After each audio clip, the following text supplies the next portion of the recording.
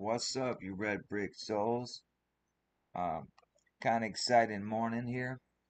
Um, what I would like to do this morning, I'm going to create this little stream, and we're going to watch Taurus Monday. Um, from the sunburst plains of Australia comes a voice that shakes the very foundations of modern science. Bridget Knapp, once trained in the doctrines of conventional geology, has walked away from the scripted lies of the textbooks. She's just another scientist. She's not just another scientist. She's a bringer, a meltologist cutting through the bedrock of deception to reveal a world that has been melted, reshaped, and hidden from our eyes. Today I invite the world to see for themselves what Bridget has to say. This is not theory. This is not speculation. This is meltology, the real science. Watch as Bridget pulls back the curtain in her groundbreaking production. Meltology reveals the hidden truths. Okay? Her video is entitled Rocks or Ruins? What is Meltology? And for educational purposes, we are going to play short. Well, it's not that short, but we're going to play the video, and I'm going to play it out right now, and we're going to see what Bridget has to say. And I want to thank Mr. Meltology, Deborah Simpson, the Red Brick Chick, um, for all that they do in Meltology, because you've touched the mind of Bridget here to speak up, and she's a former geologist, and we're moving forward in the red brick realm. So here we're going to play out um, Bridget Knapp. Thank you, Bridget Knapp. Um, and here we go. Let's play it out. My name is Bridget, and today I'm going to be talking about meltology. I have a background as a geologist, so it's been quite a journey for me to realise that things are not quite as they seem. And I have a master's degree in geology, so I did study it extensively. And I also have travelled to ore deposits all around the world: Peru, South Africa, Canada, New Zealand, Australia, and I've also spent a long time reviewing literature and looking at thousands and thousands of photos. And I want to share some of my research with you, which is thanks to the work of a lot of other people too. So what I'm presenting is trying to get my head around what has already been presented by other people, and hopefully add a bit more to the conversation and further the scientific discussion around meltology. And I'm joined by my husband today, and his name is Thomas Knapp, and he is going to be a critic. And I'm sure that there's a lot of people that will criticize me for doing this video, but he's going to, ask some questions that other people who are watching might be interested to know the answer to. And we'll take it from there. Great. Thanks, Bridget. Glad to join you here today. I'm looking forward to your presentation and some of the exciting pictures you have to show that are definitely intriguing, and I believe are going to arouse a lot of curiosity at the very least with our viewers. Yeah. Okay, so here we are, and our first question that most viewers will probably have is, what is meltology? So I'm going to pose a question and have you think about it, and hopefully you'll have the answer to this question by the end of this video, or you'll have some more questions about the answer anyway. Where do the ruins stop and the desert start in this photo? That's the question I want you to think about, because the ruins are dated at hundreds of years and the rocks are dated at millions. This is in the the Gobi Desert. Meltology is a concept that suggests that the Earth's landscape, particularly its mountains, cliffs, and rock formations, are the result of a catastrophic event that melted ancient structures, leaving behind what we now perceive as natural geological formations. It challenges conventional geological and historical narratives by proposing that many of these features are remnants of advanced ancient civilizations that were obliterated in a cataclysmic melting event, which is the same one that caused what many of you might know as the mud flood. We're going to talk about that later. I fell into meltology through a woman by the name of Deborah Simpson, otherwise known as the Red Brick Chick, and I found the wonderful meltology community. Meltology was started by a man called Jerry DeCamp, and he was a house inspector. And he noticed in the basements of buildings the phenomenon of red bricks turning into rock that was supposedly much older than the bricks. And he made a documentary about it called When the Buildings Cried.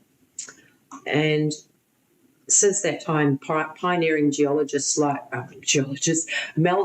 like Joachim Scar, Deborah Simpson, Red Spartan, Mark Gollett, a whole lot of people have invented a completely new vocabulary to describe what we think of as geological features. So I want to thank those people that I just mentioned, and I've included links at the end to some people that you should really check out if you're interested in this material. And I want to just say thank you to all of the independent content creators and pic sharers out there. And I know some of them aren't all meltologists, but, you know, I do appreciate the contribution that everyone is making right now. My first question for you, is it a brick castle or a stone castle? Stones, meltologists would say, are the metamorphosed parts of red brick that has been fried by an electrical overload event. And you can see that this section here is all swelled up, and this part is turning into stone, this part's turning into stone. Some people might say, look at that and say, oh, that's just repairs. But I've seen enough photos to know now that that's not the truth. I don't believe that to be true. And there's boots on the ground researchers that have documented literally thousands of examples of this. Of brick turning into rock and stone, and it's like magic. So the meltology community has a term for that, and it's bricks doing magic tricks.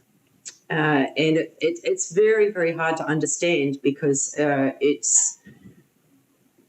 brick can basically completely metamorphose shape and almost instantly recrystallize, like the same thing as a caterpillar to a butterfly when it goes into a chrysalis shape and reemerges in a completely different form. And in this way, I think of meltology as more easily explained by alchemy and not geochemistry, but there are useful tools to use in geochemistry too. The analogy that most works for meltology to sort of get your head around it, I think, is a popcorn analogy. So if you think about it, when a corn kernel explodes into a popped corn, the chemical reaction happens instantly. And we see the same effect on buildings. And this, you can see in the red brick, is all back here. And then this is all stone around here. So meltologists would say that this was all formerly red brick that's been basically popped like a popcorn. And then this is another way to look at it. These were called clinker bricks, and they said that they, had this sort of artsy crafty movement in the early 1900s. Was this the clinker brick arts movement? Yes, it was. Yeah. Okay.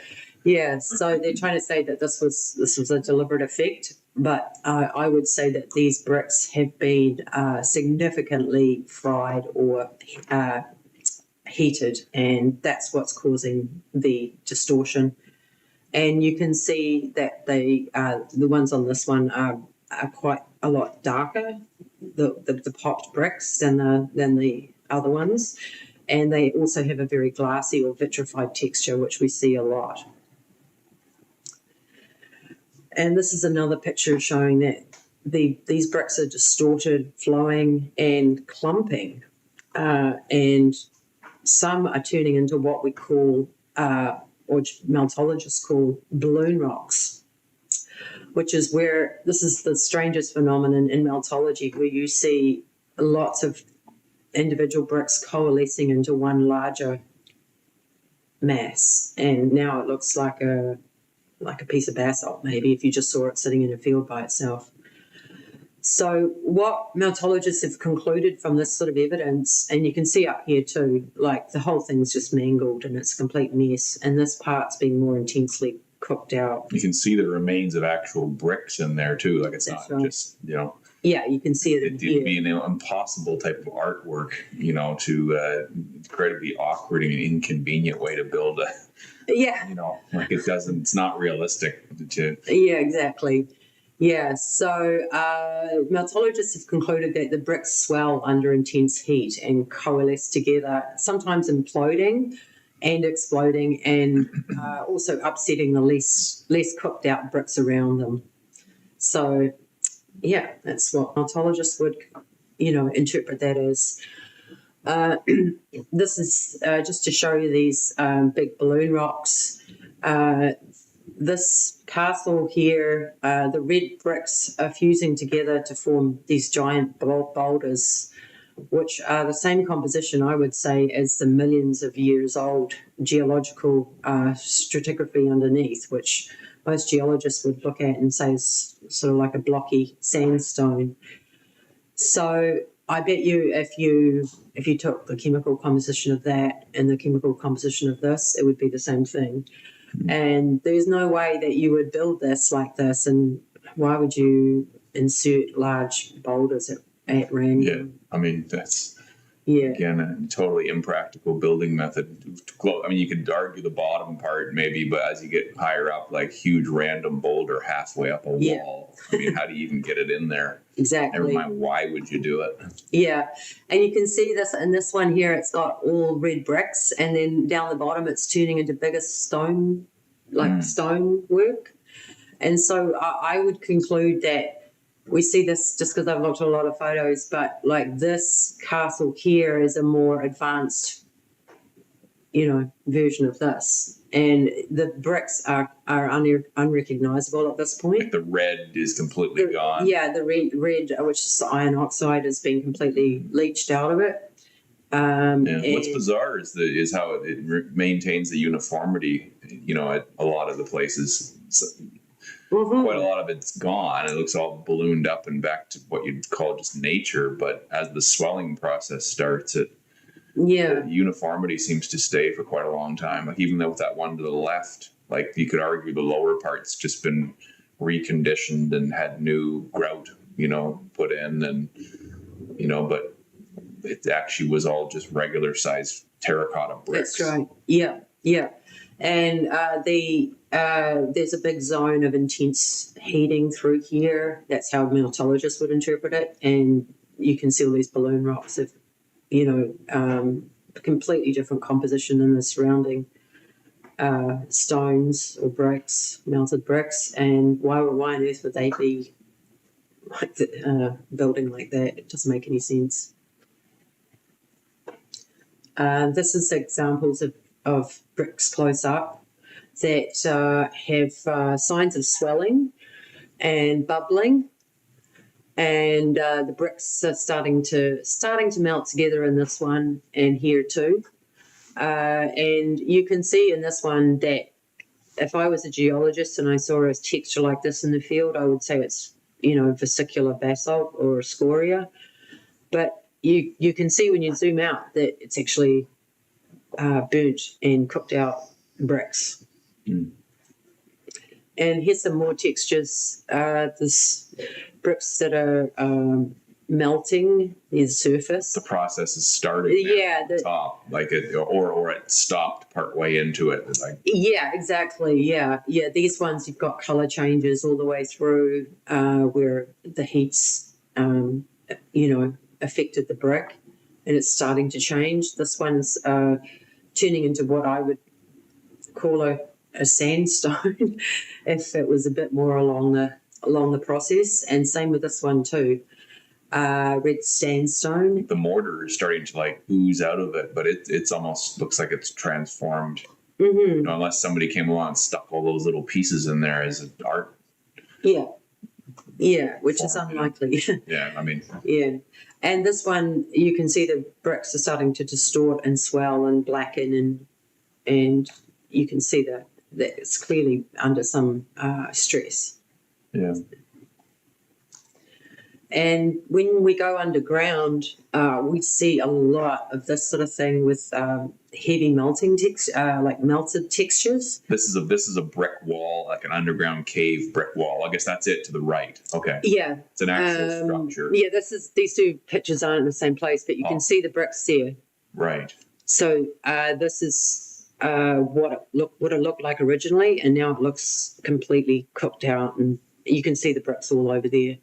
That's the actual bricks melting. I mean, that one lower picture almost looks like this is some sort of goop running down the front of the wall. Yes, and we see that everywhere. But when you zoom in, you can actually it's actually the brick itself oozing out, is it? Mm-hmm. Okay.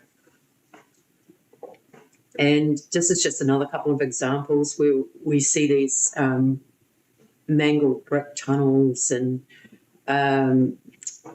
we see this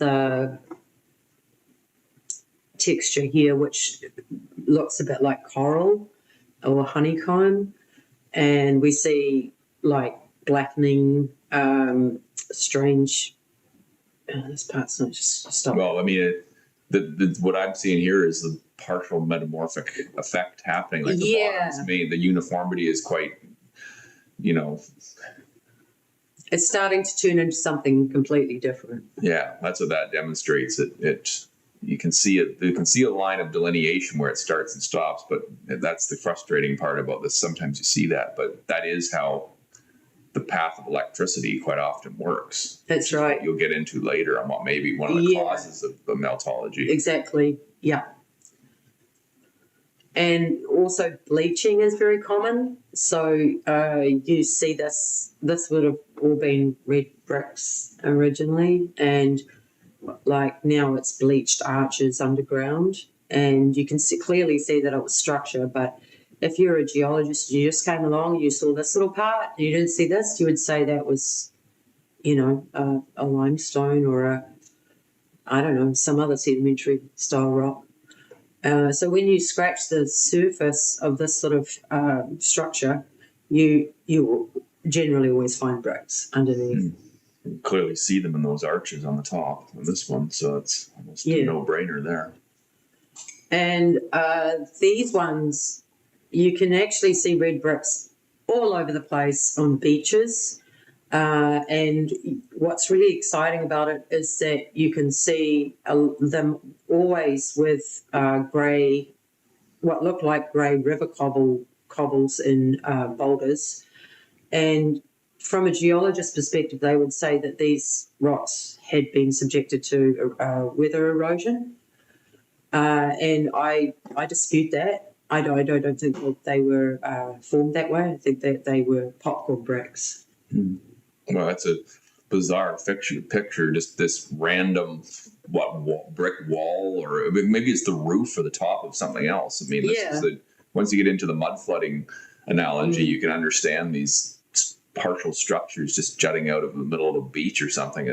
You're actually seeing the roof of something, possibly. Yep. You're seeing the demolition site, basically. Yeah, I mean, again, there's no way that's an art form. That's some kind of meltage. Mm-hmm. Something's happened there. The cataclysmic event that. Yep. And below the surface of the pyramids, we see red brick. These pyramids are in Sudan, the Meroe pyramids, a wonderful site. And you can see this is a concrete mould here, and there'll probably be red bricks behind that too. And the red colour, in my opinion, is from the iron oxide in the bricks, which is about 7% of the typical composition of a red brick. And there's some geologists, Jochen and not geologists, meltologists, Jochen and Red Spartan, who talk about carbon-14 causing the red colour, and I'm not sure about that. I'd like to understand their reasoning for it a bit more, because I do not trust isotopes at all anymore. Isotopes are the primary tool used for geochronology, which is the dating of the earth and rocks, and I really don't believe in it at all anymore. So, yeah, carbon-14 is an isotope, and I have a problem with it. So how would geologists explain temperatures required to morph and recrystallize bricks at the surface? And here we have a whole range of different types of bricks that have been, changed. There's a pile of blackened rocks with red bricks visible down here. The concrete mould I mentioned before, and the red bricks visible underneath the pyramid. So keep that in your head. There must have been some serious temperature going on to create that effect. So hope everyone can agree on that. So what if it was struck by lightning? So I asked ChatGPT, but I also did some of my own research in different places and my own knowledge. And if a red brick was struck by lightning, several things could happen due to the extreme heat, which would be up to about 30,000 degrees Celsius, and the high electrical energy of the strike. Just so you know, like most bricks would start melting at about 1,500 degrees Celsius in a kiln. So this is significantly, exponentially higher. It would be momentary, but like it could be instantaneously transformative at that kind of temperature. At that kind of temperature, yeah.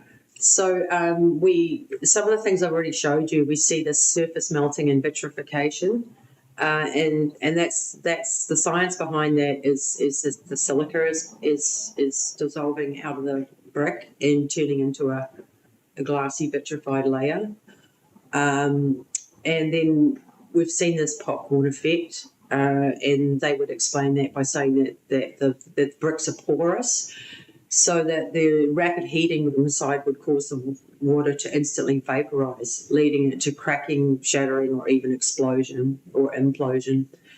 And the carbonization and color change, we've seen this blackened color, and this is what I think is a key reaction that happens with the breakdown of bricks.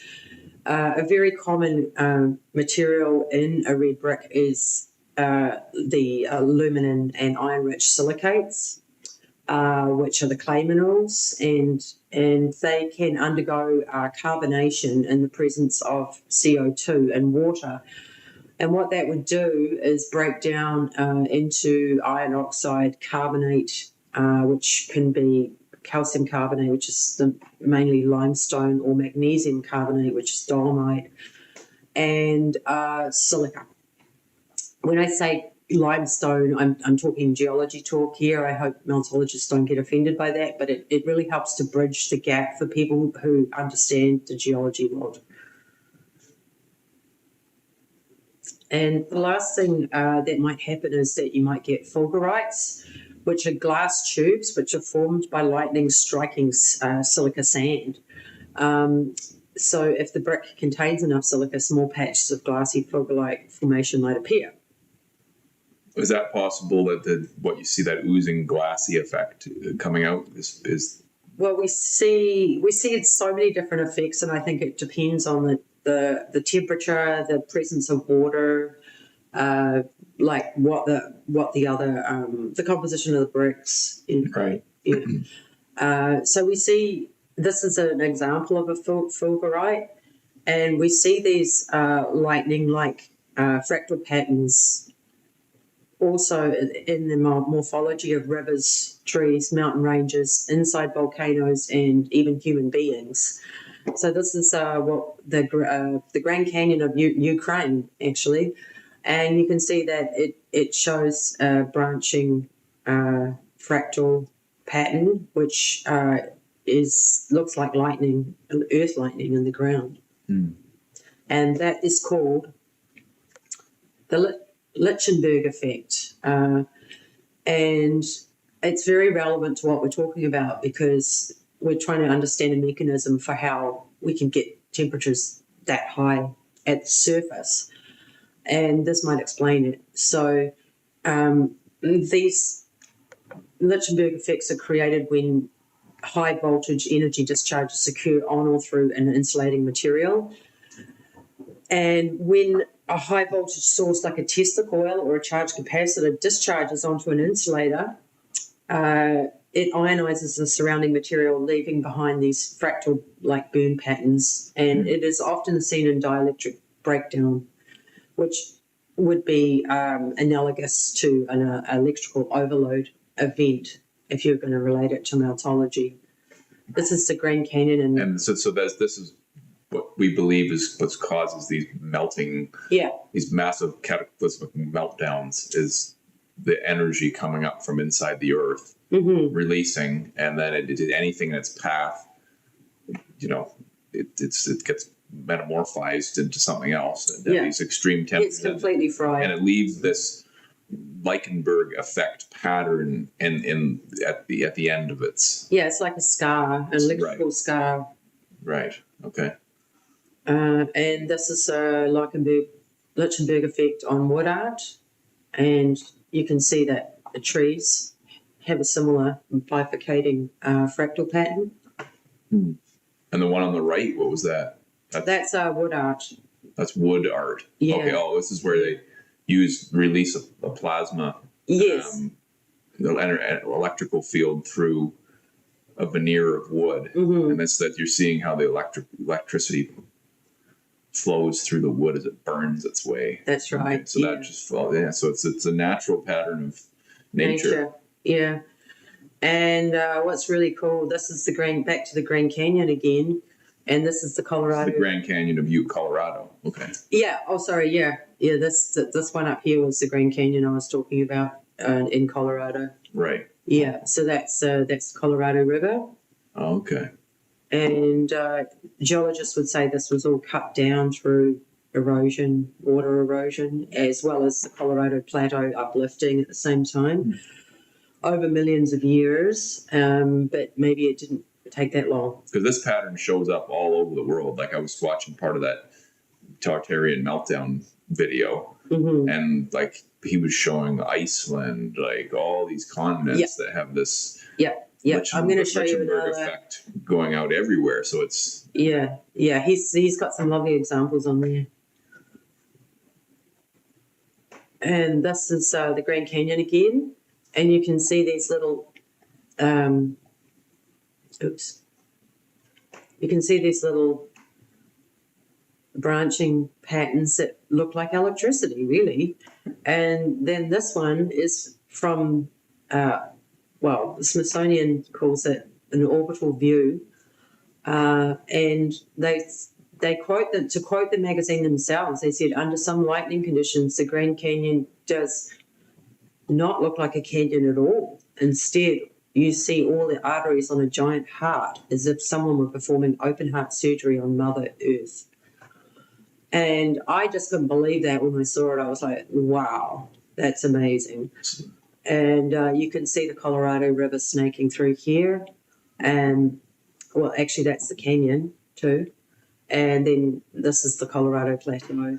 Oh, that's the plateau. Okay. Yeah. So that's fascinating that it's a micro-macro thing, because in the heart and throughout the nervous system and the veins and everything, they all seem to and this is the heart here. Form this pattern.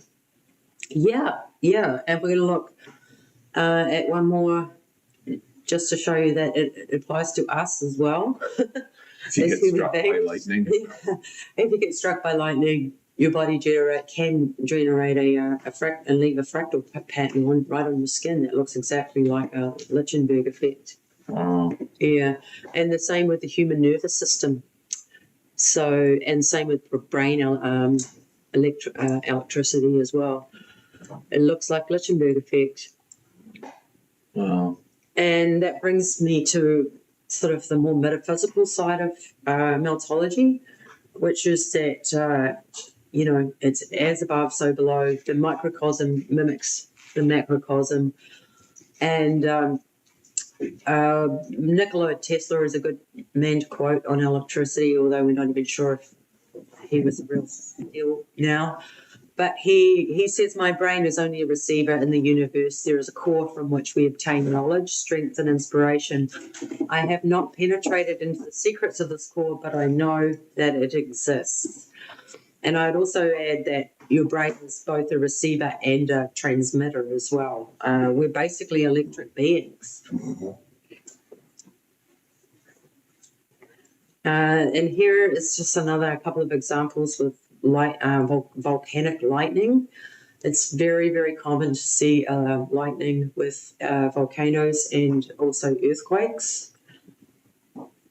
This is another shot in Chile. This is a time-lapse photo. It's really amazing. Volcanic lightning. That's lightning coming out of the volcano. That's lightning coming out of the volcano. Yeah. Well, I mean, I would say that that it's interacting with the atmosphere as well. Yeah, right. It has to have somewhere to go. You need a anode, cathode effect, right? It has to be a... Yeah.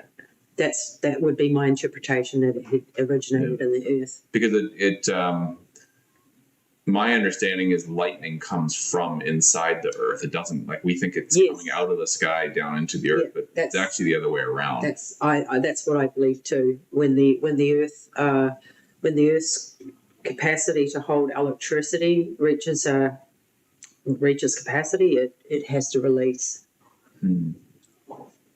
Like I know 30,000 degrees sounds like it must require an enormous amount of energy, but like... Yeah, well, it's more actually the magnetic effect that is driving it rather than the electrical. Yeah. The electrical is just a visible representation of what's really happening. Of a grounding out effect of energy, like it's... Yeah, and we don't actually see the electromagnetic forces at work generally, but they're all around us all the time. Yeah, right. And this again, this is in the summit of the volcano, and you can see that it resembles an electrical discharge pattern again.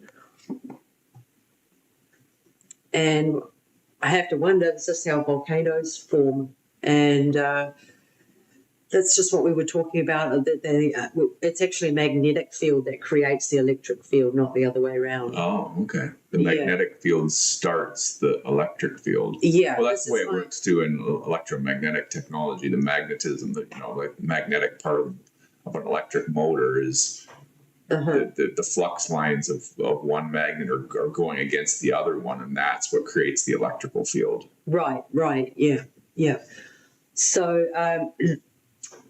the movement of these magnetoelectric fields creates plasma, which is a hot ionized gas, and I'm going to let you read that by yourself. I'm not going to get too scientific, but plasma is highly conductive, and it's influenced by electric and magnetic fields, and we see this toroidal field everywhere in nature. And I would argue that plasma is the same thing almost as what we would call life force, chi, prana, dark matter. It's got many, many different names, and I think it is the web of life that underlies everything. Plasma. Yes. Yeah. Okay. Which is also named the ether, too, I believe. It's the same thing, yes, right? That's right. Yeah. And this is where it starts getting really weird, is that Meltologists would say that this church was a component. In fact, all architecture, old world architecture, was part of a magnetoelectrical grid system, like a circuit board, basically. I'm not sure. By design. By design, yeah. and that the circuit board overloaded during the plasma discharge event, which we would think of as the mud flood. In some Have a great areas day, of Dean, the realm, it because some churches and cathedrals have been left untouched, whereas other ones.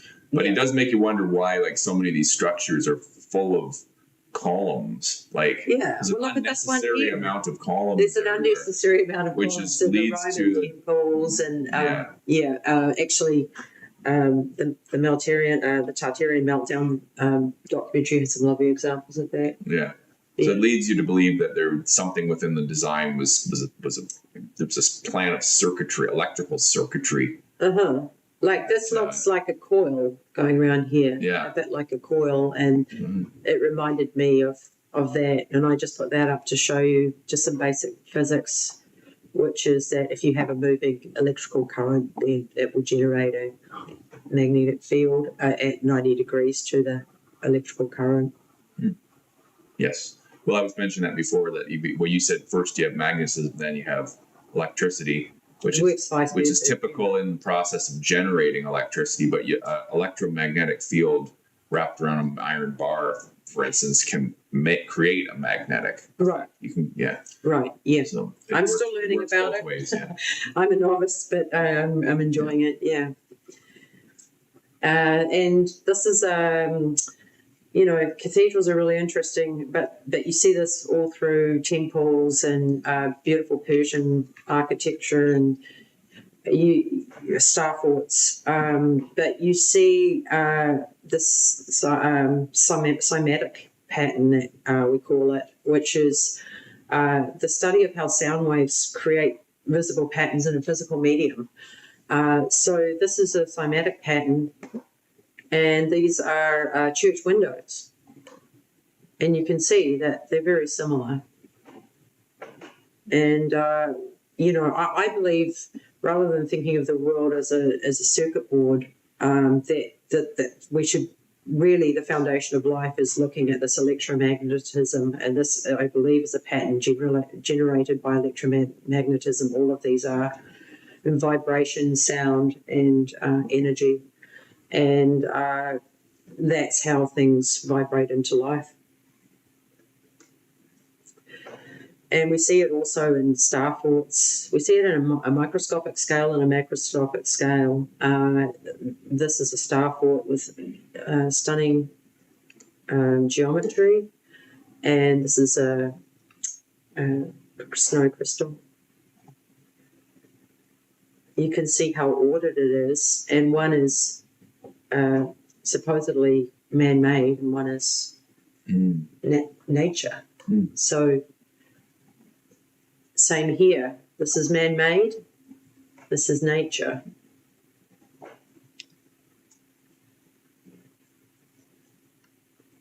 And they talk a lot about circuit board cities in Meltology. So these cities will... Well, see there, we're talking about patterns and the toroidal fields here in our realm and so forth. But also I'd like to point out that in the red brick realm, every block hums with a silent power, okay? These ancient bricks are more than just stone and clay. We can break down the composition of, how much is this and parts of that, but that's not here. We know that they were dielectric, and they're a frozen current, okay? The ancient bricks are more than just stone and clay. It's a frozen current, a solid state record of a world that once pulsed with the free-flowing energy. Their iron-rich composition gives us their deep crimson hue, but also their dielectric character, the ability to store, resist, release electrical potentially without breaking down. See? So to the untrained eye, they're relics of the architecture. To a meltologist, they're the circuitry of a forgotten civilization, insulators and capacitors built into the very bones of the realm. Once these walls didn't just hold up roofs, It carried signals, distributed charge, and fed the great energy systems of the old world. Now they sit withered and silent, half melted by catastrophe, waiting for someone to recognize that the red brick realm was not just built, it was wired, folks. On the grid, red bricks. We're going to say it once again, all the mountains are melted buildings, and some geologists will still dispute that. But I say, from the conclusive evidence that uh, meltologists have shown over and over and over, that all the mountains are melted buildings, and we indeed live on a crime scene. And we're just going to see how much time we got left on Mrs. Knapp here, talking about how much time we got left on this here. So there's 36 minutes left to go. We'll play it out and let her say the rest of it. Very interesting, ma'am. We appreciate what you're saying about meltology. And we've been saying it for a long time that geology is a lie. Re, re, regurgitated lies taught over and over and over. And they have a monopoly on the say on what this realm is. Much like, other outfits where you don't have really a say. We're just people regurgitate lies to educate us about actually nonsense and many extremes of what we're taught, even about history and so forth. But anyway, let me play this out. Here we go. Back to Mrs. Knapp, and I'll shut my trap. Laid out. And when I first heard this, I really had a problem with it. And the more that I research it, I'm starting to become more and more convinced.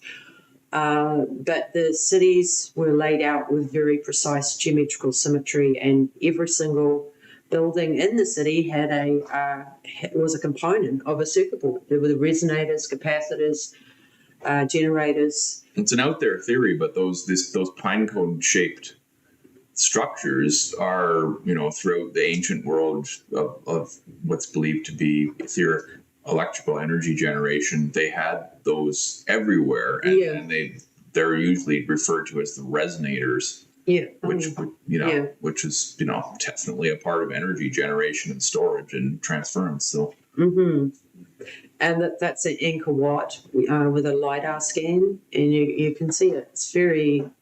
It's incredibly well ordered, and it has a very specific geometry. And a lot of these structures, there's over 3,000 bas reliefs, like reliefs in Angkor Wat. And they're all incredible. I mean, it just blows your mind. And you just have to wonder,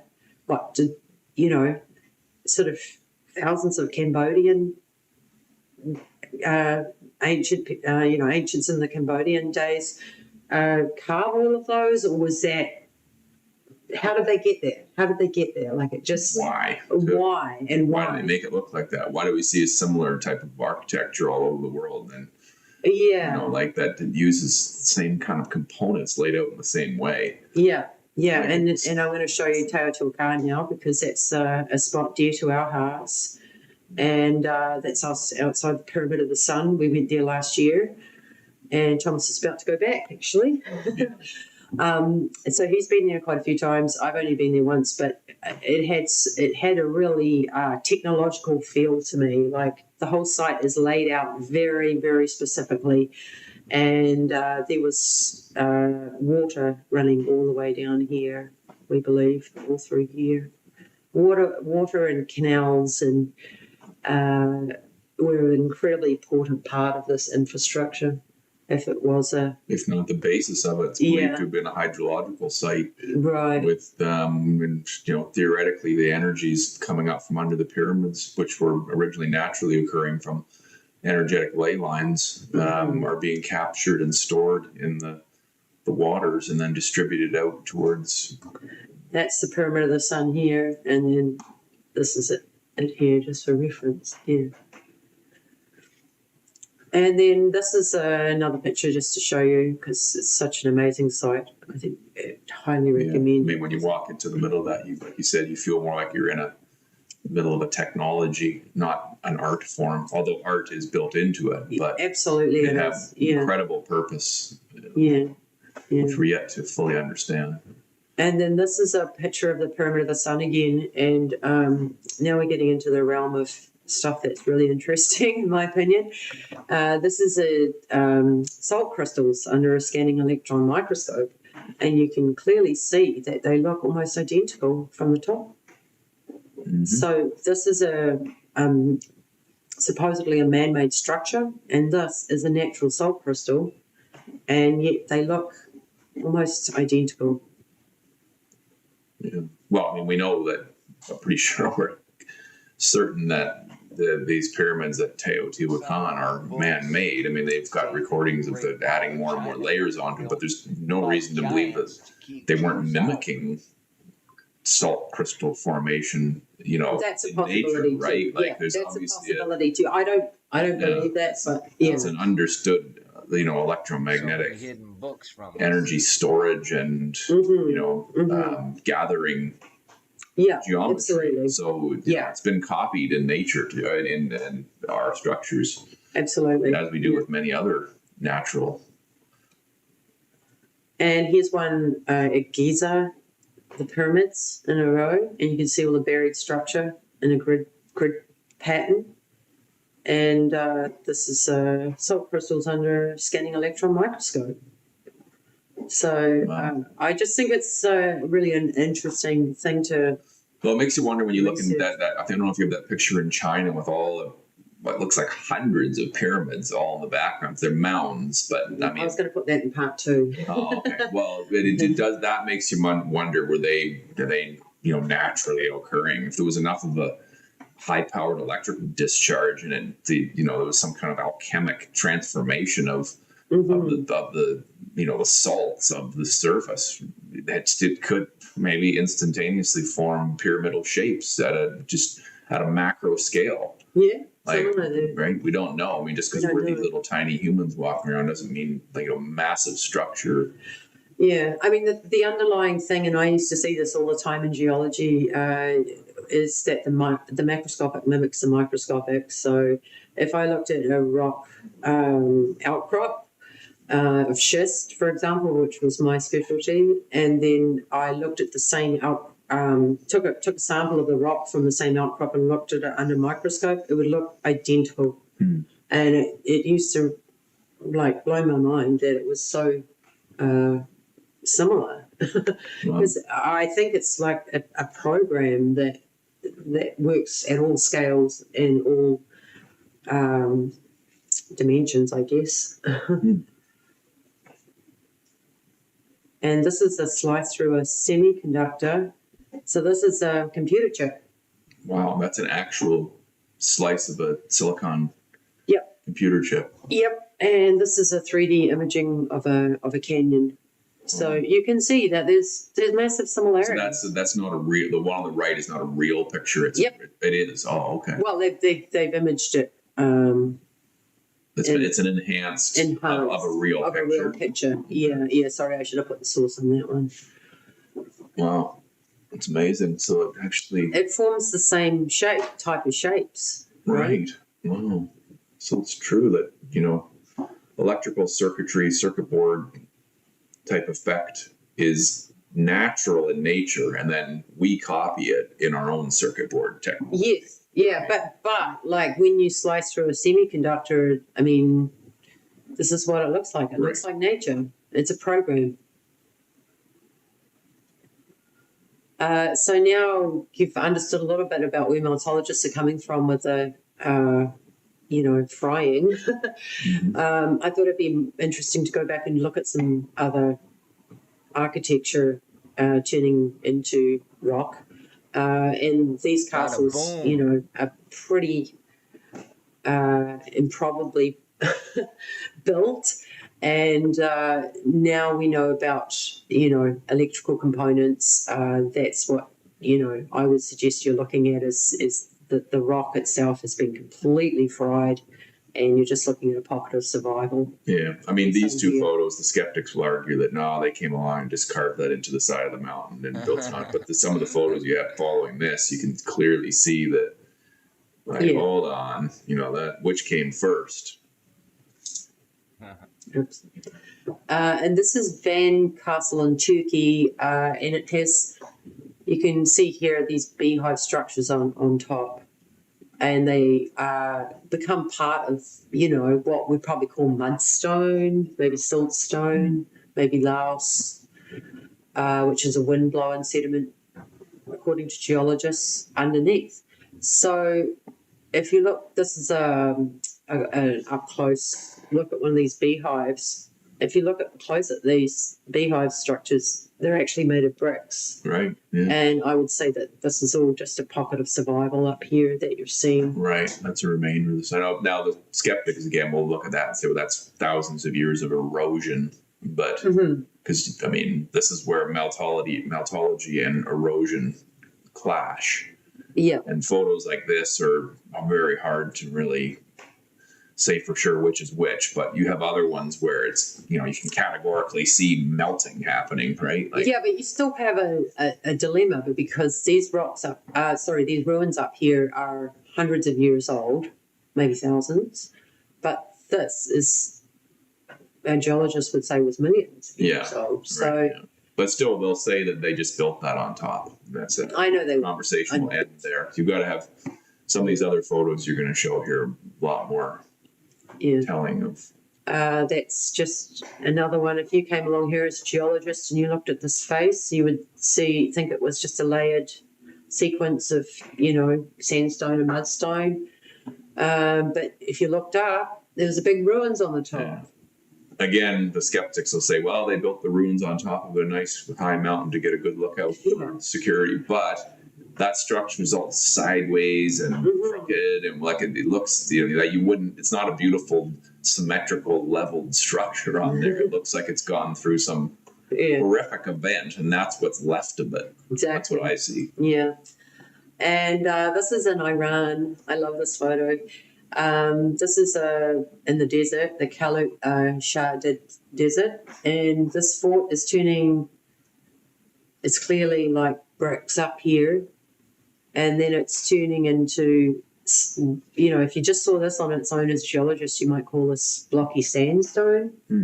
You can see little apertures here, which sort of, tells you that it might be a structure. And then this is the same desert, but, if you looked at this as a geologist, you would think it was millions of years old. But is it? Is it, or are we just looking at a more advanced version of this? Right. And similarly, this is a castle in Poland. So where does the castle stop and the limestone begin? And when I was talking about those balloon rocks before, this is what happens to it over time. It turns into a monolithic block, and it starts to replace the stratified texture. You can see, and it becomes more voluminous too, like in a big way. Like, that's right, and coalesces and swells up. Like you think, well, I mean, what you're saying is this is all puffed up, but which kind of. The skeptics will say, well, yeah, they had a very solid structure to build on top of. Look how big and solid it is. But it's actually a result of the bricks becoming 2, 3, 4 times the size of what they originally were, and melding all into everything around it. Coalescing, Sinking downward. And then this is another example, which is sort of like the more advanced form of this. So in this picture, there's only like a little tiny pocket of survival. This is how a meltologist would interpret it, and the rest of it's melted into the hillside. It's just a big blur. Yeah, it's just a big blur, and they would call this a cave church inside here. Right. But in actual fact, meltologists would call this a melted structure and a pocket of survival that you see. Not a cave. And in actual fact, I would argue that all caves are pockets of survival themselves. They're not natural features. All caves, but from highly likely a lot, I guess. I mean, Yeah. I say all caves. Well, when you if you start seeing the world differently through the eyes of meltology, everything starts looking different. You start to see the patterns, which is what the most of us haven't yet seen. All the pattern repeat itself, and then it starts to reinforce, and you go, "Oh, okay, now I see this." Yeah. But these photos here, I find are the home run ones of meltology because they're. Yeah, like clearly there is something architecture. There's clearly something that's happened to this castle, right? I mean, no one would build a castle like that, and this whole area has been completely fried. They call that vitrification, is it? These. Yeah, like you can see, cast, what we call cast weathering, which in geology, which would be like in limestone. That's what I would argue is a sign of intense frying of melted bricks, as well as heading into more honeycomb and coral textures. And there we go. There's a honeycomb texture right here. Yeah, and you can see these are real home run meltology photos. Yeah. So in this picture, the entire melted building from above is melting over the structure below. Right. Okay. Right. And you might think I'm crazy, but if you zoom out, you can see examples of this everywhere. And in this one here, this entire cliff face has melted down over this town. Yeah. Well, presumably what we're seeing in the middle there has been built later. It looks like a stucco wall, nothing spectacular. You don't even see bricks on that. Or they stuccoed over the original brick. There's a pocket of survival there. Yeah. And and you can see it draping over this here. Yeah. Right. Yeah. So they call Yelpon calls this a rock curtain. Right. Yeah. So these rock curtains are everywhere, and they are basically a very predominant feature on the geological keep doing that, and from a meltologist perspective. Yeah. And here's another example, a rock curtain, and that's overlapping an entrance to a former structure, which is a pocket of survival. And Cappadocia, Turkey, which is a very famous area for melted ruins.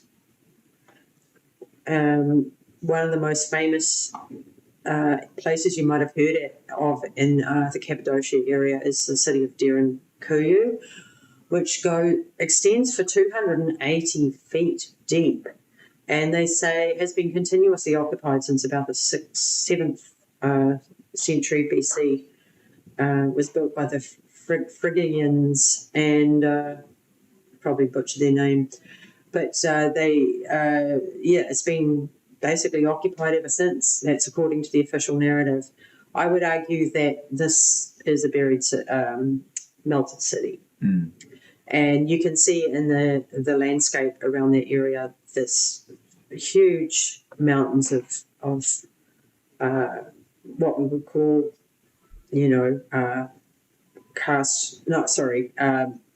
fairy chimneys. I'm going to show you a photo here.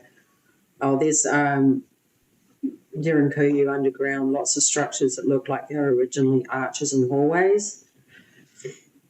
And then this is the fairy chimneys, and these. So it was to the point about like Derinkuyu, it was not an underground structure originally. Is that what you mean? Or I'm saying that it was surface level. Is it? It was at surface level when it's been melted and buried. Okay. Yeah, and so when you look at it underground, you can still see the remnants of the previous structures. So as it was melting, they were kind of slowly carving. What did they carve it all out after or something? No, it was already there. They inhabited it. Why was it a ground level structure built in the way you would build it a cave? It wasn't. It was melted. So these were all rooms and everything So presumably the internal part of it was highly damaged and melted and parts off. Absolutely. Well, you can see here, like, if you were going to design an underground city, would you really go to this much trouble? Right. Like, putting in. So it was like a giant beehive type city originally, or something on the surface, and then it all melted all together. Yes. And now we're That's what looking at its remains. Meltologists would believe. Yes. Okay, not a typical way to build a city. Usually, you would go lateral on all the buildings, but they went up and had all sorts of. So that's one of the things about the old world buildings is that they were enormous. So just for an example, the Tower of Babel was rumored to be. It was in the Bible actually. Was rumored to be 2.5 kilometers high. Wow. And that's sort of heights we're dealing with. And if you've come across this material in the past, you'll know that it was very unlikely that a lot of these structures were built by people our size too. They were built by giants. Yeah, it's a lot of evidence for much larger people on the planet. I don't know if they were built, but not so distant past. Definitely giants around. And just asking the question again, did somebody cut this out of the rock, which is the official story, or is it a pocket of survival in a melted structure? So you've got the before and after on that. Yeah, this is just to show you the impact of the mud flood, or as meltologists would call it, brick ash. So when you see all those fairy chimneys that are in Cappadocia, I would argue that that's all brick ash that you're seeing. Right, brick ash. Eh? Yeah, you know how people who study Tartary and everything are well aware of the mud flooding, right? Yeah. This is the mud, what they would call a mud flood, and meltologists would interpret as being brick ash, which was part of the frying event, and it basically there was incredible amounts of water and brick and flowing rivers all through towns and cities, as well as probably falling from the sky and particulate, fine particulate, like a volcanic ash, right? Yeah. And then this is another one where you can see this geologists would call this a limestone, and this is karst weathering, and you can clearly see there is a pocket of survival of bricks in here. Yeah, definitely. So this part has not turned into what we would call rock yet. So again, where does the archaeology start and the geology stop? This mud looks like it will turn into mudstone in much less than millions of years. Mm. And it already is turning into mudstone, and clearly it's material that has come from the arches, which are disintegrating into the landscape. And arches are interesting because they're often not as cooked out as the surrounding areas. So you can see around here, this is all preserved, and around it, it's all ballooning rocks, which would have already originally been. I wonder why it is that archways typically don't. There's something to do with the space, I guess. It's the way the energy following the path of least resistance type thing or something, maybe. Yeah, well, I don't know. There's something, I haven't figured it out, but obviously the space is a factor, because that's what we see everywhere. And you can see here there's an arch that's preserved, and then up here it's more. Yeah, you're getting all that ballooning effect in that. Yeah, exactly. Yeah. And then this is in Switzerland through the Swiss Alps, and the arches are being replaced by stone. Mm. Yeah. And it just seems like an incredibly unlikely design. Yeah. And this is another one in Germany. Wow. So the bridge is basically, the arch is turning into a stone column here. And I would argue that all of this was basically fried structure. Wow. But you can see it morphing into it. Like you've got a closer up version of it. I actually took that one out. Oh, okay. Deutschland. Yeah, the close up version of it. You can see the stone right into the. Yeah. And then this is an interesting one, that like the building, whole landscape looks like it's actually been in an oven, like it's been baked in the sun for a long time. And underneath here, this is like little, they would call these rock cut caves, but I would say that they got rid of a rock curtain here. It was probably all melted over there. And you see the nice little preserved Buddhism. So that was like enveloped in almost by over the curtain effect of the blob. Just I would say similar to what's happening up in the upper levels there. Exactly, but they've cut it clean along cleaned there. it out. Okay, yeah.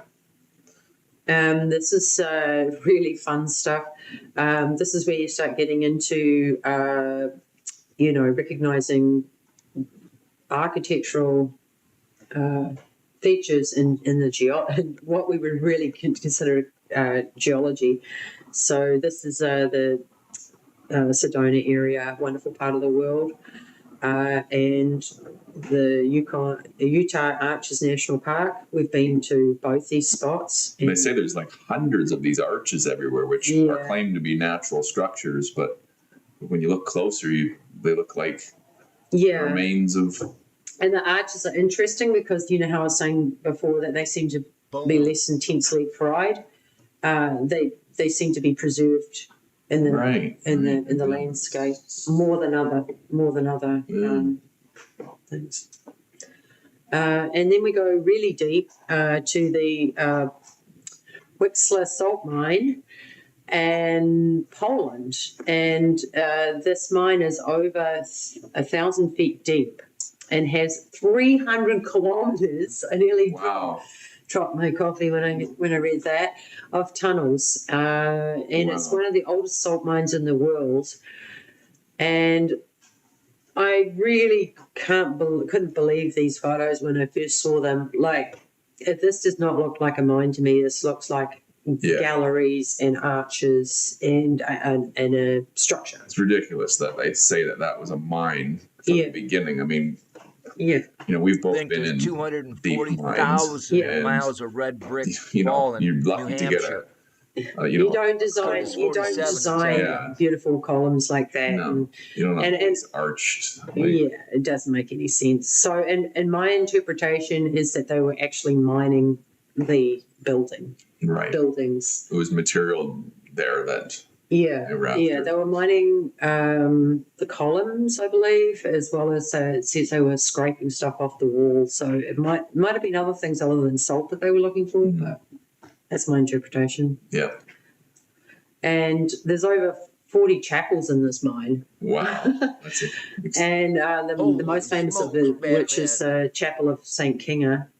And you can see both arches and bricks. How do they explain these chapels in the bottom of them? Oh, they'll just say that they built them for the miners so that they could, They were spending keep their faith while they were busy mining. Right, yeah. 40 chapels. Right, yeah. That look absolutely beautiful. It's about the furthest thing from an industrialist mentality you can imagine. Exactly. But. And there's another closer up photo there, and you can clearly see there's bricks everywhere. And this is in the salt mine. Right, yeah. This is about 500 feet below the ground. Wow.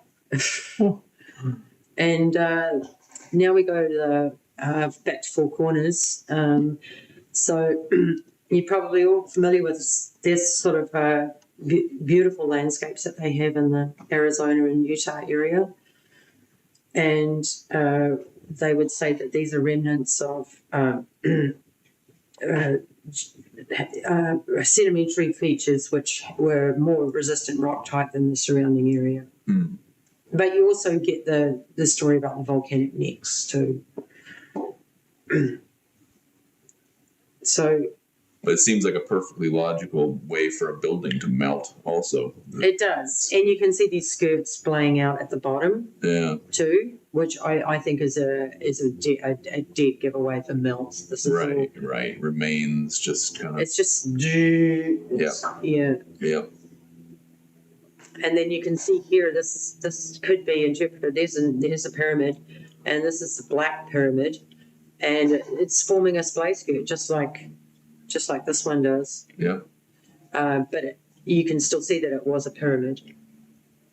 Does it need to be a pyramid, or I guess it could be. It could be anything. It could No, be a stupa, or use that we call them. I believe it was a pyramid. Like Right. I haven't got a photo. In this from particular here. one, there's one right there behind. But it doesn't matter, stupa or whatever it is. Yeah. I've got pictures of stupas too. There it is. Yeah. So you can clearly see that might turn into something that looks like that over time. Sure. Right? Yep, that's entirely logical.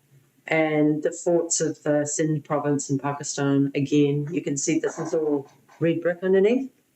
Yeah. And at the base, and then there's a concrete mold over the top. Bell, huh? And this, these are clearly There's a concrete mold over the top. What do you mean? Yes, like this is like if you looked at this building when it was in a pristine condition, it would look like it was made of concrete. Oh, I see what you're saying, right. Oh, so they actually. But when you go underneath these big domes and like. So it was like parged, or like there was some kind of rendering on the outside. Yes. Brick. Yes. Okay. You see that all over the place. Yeah. But underneath it's brick. Yeah. And just to give you a comparison, this is a castle in Spain that is in ruins. This is that's the Utah Monument Valley. You can see a little aperture here. Yeah, I know these. I mean, one of them they call them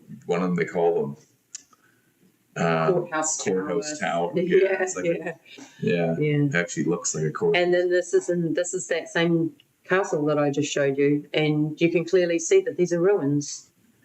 So those are two different places. Oh, okay. So this is a geological formation. Yeah.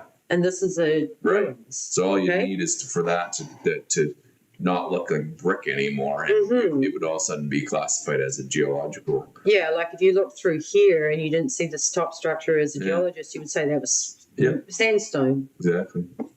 Yep. And then this is another angle just to show you what I'm talking about. Mm. And then this is just what I was saying before about there being these, huge structures under the ground. This is in France, Mont Saint-Michel and Normandy. And there was a depiction of this place, although I know for real that there's lots of other places that go this far down, but I just like this one because the artist showed Dante's hell and the seven levels of sin and punishment, or 9 circles, I think. And you can clearly see that the structure at the top is just what we're seeing at the top, and there's a lot of space and structure that goes well below the surface, just like an iceberg. Wow, that's incredible. And that's all been explored too, hasn't it? I don't know about that, but I know, like, if you go to under any of these old world buildings, you'll find tunnels and caves. Right. Yeah. Any of them, I guarantee it. Yeah. And they go down for a long, long way in some cases. Yeah. We just don't know. But right. Yeah, it's all blocked off to the public for the most part. Mm-hmm. Don't speculate for the most part. And then this is Mohenjo-Daro in Pakistan, and you can see here that the weathered ruins are becoming a part of the landscape, and you really can't tell the difference. I mean, that looks like melted on top. It does look like it's melted. And Mohenjo-Daro is full of vitrification, and I think even in the Mahabharata, or one of those ancient Vedic scripts, talks about that area, that there was like some kind of nuclear event. Right. That, whether accidental or intentional, but melted the whole area. Yeah, it definitely got pretty fried around here. Either that, or again, it was back to one of your the plasma events, high energy plasma release that just cooked the whole place. And then this is where the where the ruins stop and the stratigraphy starts again. Right, back to your original question. Yeah, that's the question I just want you to keep in your head the whole way through this presentation is, geologists like to tell us how things are millions of years old, and I just don't buy that anymore. Right. I really don't. Something's a bit off on the whole thing. Especially now that we know, we didn't get into it as much, but the crystallization effect we now know it is not a millions of year event. Maybe I don't know. Maybe it can happen over millions of years too. But we now have more and more evidence that it can happen instantaneously. As you didn't get into it, but when the plasma electrical energy goes through a brick, you said the water is instantly heated and ionized. Vaporized, but it becomes an ionized gas, right? And then at that point, the salts or whatever, the crystalline structures can instantaneously, the metamorphosis is instant. Right? Yeah, so not millions of years. Yeah. And then this is another example where if you're on your left, you've got what looks like a natural mountain. And then on your right, you have rock-cut caves and sandstone. Meltologists would interpret this as a big rock curtain coming over the top again. It's been chiseled off. It's been chiseled off and cleaned off, and that this is a pocket of survival in the landscape. And that's just another angle. And again, you can see, this has all been really baked out and cooked for a long time on slow boil. Yep. So the story goes, eh? Yeah. Slow boil. It's actually happened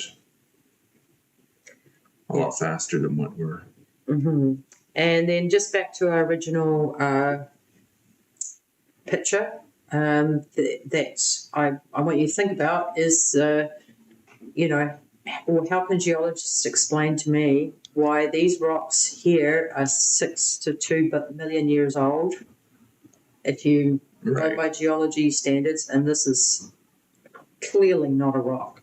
It's a ruin. Right. So this is only hundreds of years old. Right. And this is millions. Yeah. Well, where the argument always breaks down is they'll say, well, look, you can see the clear delineation between the man-made and the natural, which is a good point and a good argument. But once you start looking more and more at meltology, you see that is how the melt works. It does. There are clear lines of delineation quite often on these structures where like you said, the arches stay, and sometimes even straight horizontal lines where directly below it, it's completely melted, and then above it, it looks like brick that's just their everyday. Yeah, exactly. Right? So that does happen in nature, or whatever this cataclysmic effect, electrical energy release. That's it. I just wanted to put this up. There's some really, really amazing people doing some incredible things. Do watch a couple of documentaries, When the Buildings Cried and the Tartarian Meltdown. And give Deborah Simpson and Red Spartan and My Melted Reality a follow on Facebook, and get involved if you're interested with Boots on the Ground group. And I know they're all over the place. I think they're in Bulgaria, Japan, UK. This is Tara and I in Canada, Niagara, and she's my meltology buddy. And just if it's of interest to you, get involved. Thanks a lot. That's my presentation. Cool. So that's it from us. Thank you for staying with us if you're still here. And I am intending on doing a part 2. And there's a lot of stuff I didn't cover even in meltology in this presentation because it's just such a big field, and one step at a time, eh? So thank you for your time, and you can find us on Taurus Mundi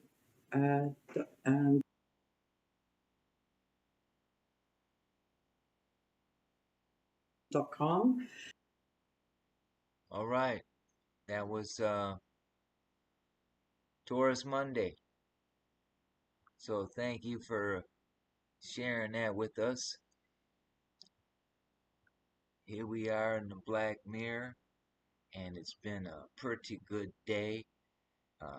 I like to see geologists start seeing the light and telling the story. Maybe this will begin to be taken more serious because it's a fact. It's the new super science if you really get into it and look.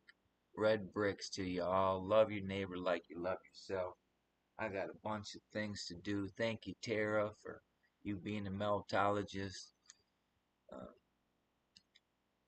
for this couple here sharing their time with us in regard to what their thoughts of and where they came from as on a geologist point of view, and a worldly overview in regard to what those things that we've been taught. You know what I mean? And that we regurgitate. So it was great. I had a great time. I should have did a whole bunch of things today. It's almost 11:30 here. I got to get busy. So everybody who stopped by, Charlie, Big Pond, uh, Dean, Big James Breeden, Tara, who else? Anybody else stopped by today? And to those people that I'm grateful for. Trevor, the Red Brick Chick, Dean stopped by. Yeah, he stopped by. Big James stopped by. I had Mashi stop by. Kicked it for a minute. So I guess that's about it here. We're gonna get rolling. It's a beautiful day outside today. I got lots to do. My back went out the other day. I've been kind of down a little bit. You know how it puts you down. But hey, the body heals itself. You take care of it and get back at it, right? Fall down, get up, do it some more. So peace, everybody. Thanks for tuning in, and we're gonna wrap this up. Let's see how long we've been. Let's see how long we've been. We only had 384 drop frames in an hour and 20 minutes that we've been streaming. So it was a pretty smooth stream. Pretty happy with it. We're ready for the Brickathon. I am anxious to see Tara, and hopefully this couple too will get involved during the Brickathon and make an appearance and do some speaking about uh, meltology and appreciate the things that they shared with us about what they think about meltology and the impact that we're making with what we're saying. So red bricks to y'all. Love your neighbor like you love yourself. I am out of here.